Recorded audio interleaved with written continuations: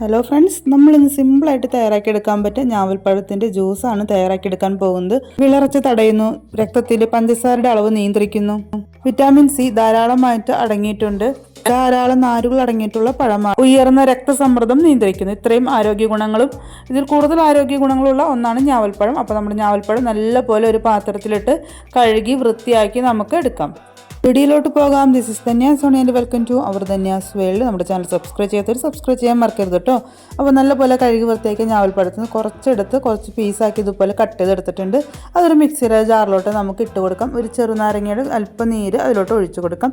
ഒരു നുള്ളു ഉപ്പാണ് ഇട്ട് കൊടുക്കുന്നത്. പിന്നെ മധുരത്തിന് ആവശ്യമായി പഞ്ചസാര ഇട്ട് കൊടുക്കാം.